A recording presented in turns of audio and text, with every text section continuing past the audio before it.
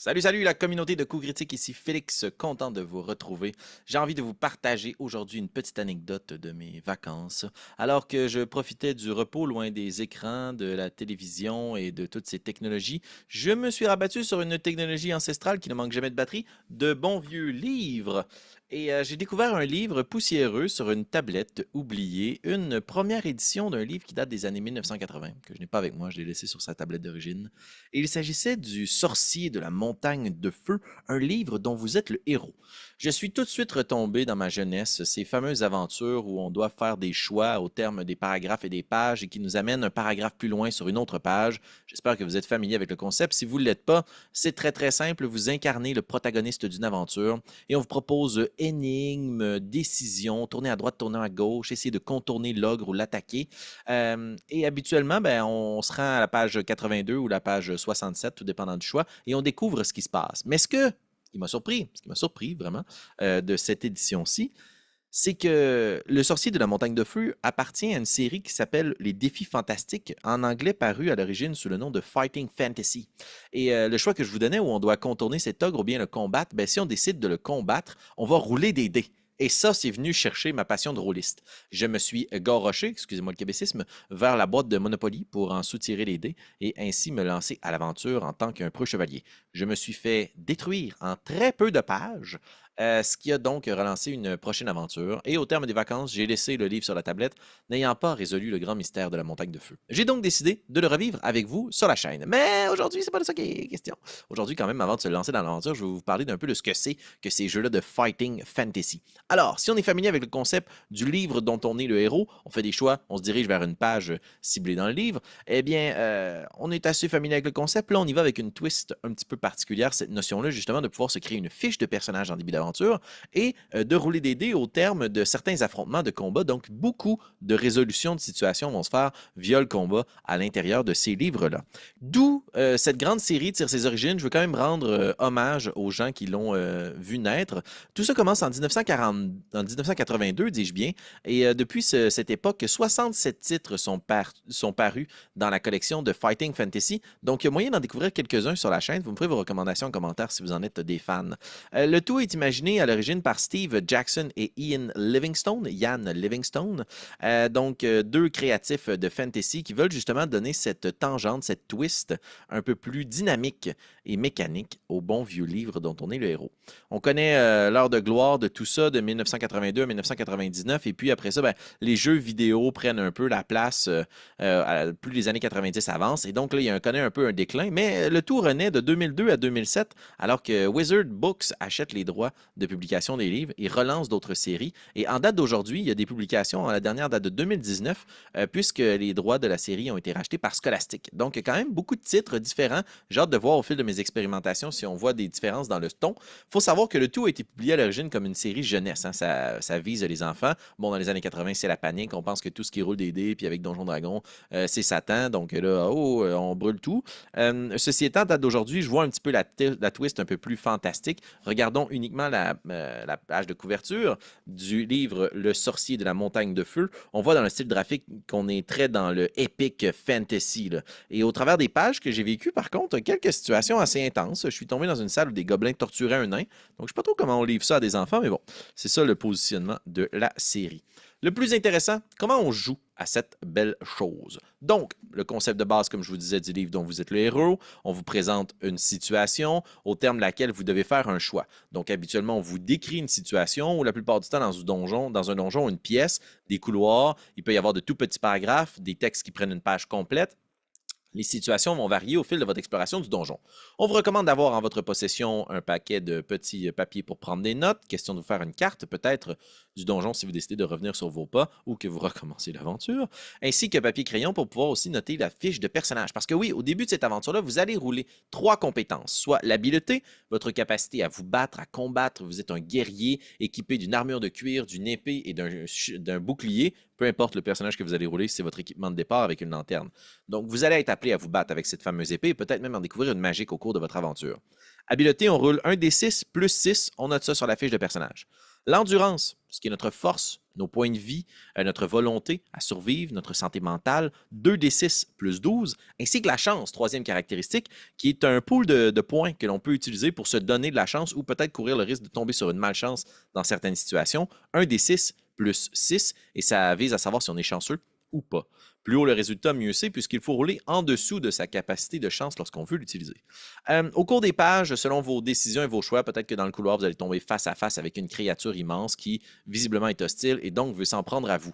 La mécanique de combat est assez simple, donc on va commencer par rouler la force d'attaque de l'ennemi contre la vôtre. Si l'ennemi, les fiches ne sont pas mentionnées, vous devez aussi rouler ses caractéristiques, donc son habilité et son endurance, c'est-à-dire sa capacité à se battre et ses points de vie. Donc ça détermine l'ennemi contre qui vous êtes. Vous ajoutez son total d'habileté à 2d6, vous ajoutez votre habileté à vos 2d6. Le plus haut résultat l'emporte et inflige donc un dégât à l'autre. Des points d'endurance qui sont enlevés et la possibilité à cette étape-ci d'utiliser votre chance pour infliger une blessure plus grave ou bien, malheureusement, vous avez poussé votre lock et la blessure est un peu moins grave que prévu. Donc, ça va très, très vite enlever des points parce qu'on ne se casse pas la tête, il n'y a pas de choix d'habilité. Dans le combat, c'est pas j'ai différentes actions possibles, c'est du gros bourrin, je tapoche sur ce qui est en avant de moi, puis j'espère rouler des bons dés. Donc, moi, vite, je me suis rendu compte que Monopoly ne suffisait pas, puis je suis allé me munir de d'autres D6 un peu partout dans la maison parce que, ben, on roule longtemps si les créatures en face de nous ont beaucoup de points d'endurance et nous aussi.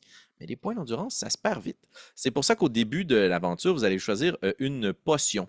Une potion qui peut être votre potion d'adresse pour restaurer vos points d'habilité si vous les perdez parce que vous êtes empoisonné, blessé ou autre, ça vous sera indiqué dans le livre. Potion de vigueur, le bon vieux classique qui vous ramène tous vos points d'endurance. Ou potion de bonne fortune qui vous remplit toute votre chance et vous donne un point de chance supplémentaire. L'autre possibilité pour vous pour regagner des points d'endurance, ben, c'est que vous allez commencer cette grande exploration de donjon avec une quantité X de provisions, des repas. Et à certains moments dans le livre, on va dire OK, ici, tu peux te reposer.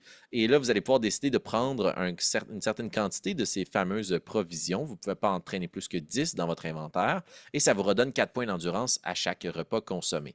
Donc, on peut faire la bonne vieille technique Skyrim et manger 6 repas d'affilée pour regagner tous ces points de vie.